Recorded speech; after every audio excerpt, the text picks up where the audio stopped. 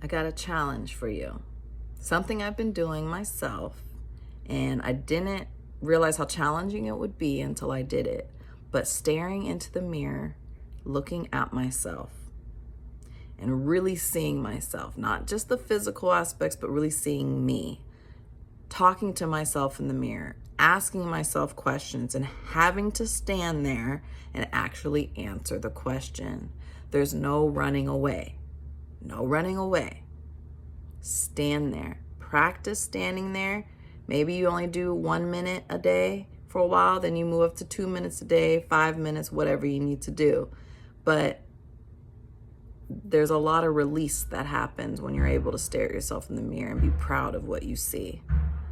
And like I said, not just on a physical, but it could be physical too, but on a deeper level, if you can stare at yourself and be proud of what you see, who stands before you, it's a game changer.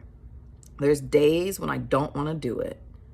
And then I really have to say, why? Why don't I want to do it? Why don't I want to stare at myself today? Because it's not because I don't have time. We all have time to do it. But what is it that I don't like about what I see that's reflected back at me? That, my friend, is the key to finding your joy and happiness. Not running away.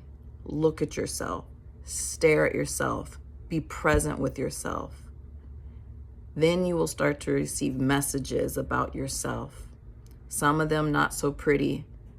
Some might make you cry. Some might make you angry. But that's where the healing needs to be. That's where the hurt is.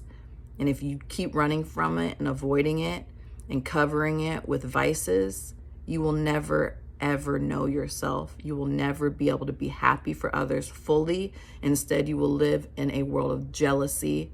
You will live in the world that we see crumbling before us right now. You'll live in the world that you see that Hollywood is falling, where all those false idols, they stared at themselves in the mirror until they couldn't anymore, I guess. I don't know where I'm going with that. There's a message within that, though, that what they were doing in the mirror. But they definitely took us from looking in the mirror at ourselves, and instead we decided to look at them, and now look at them.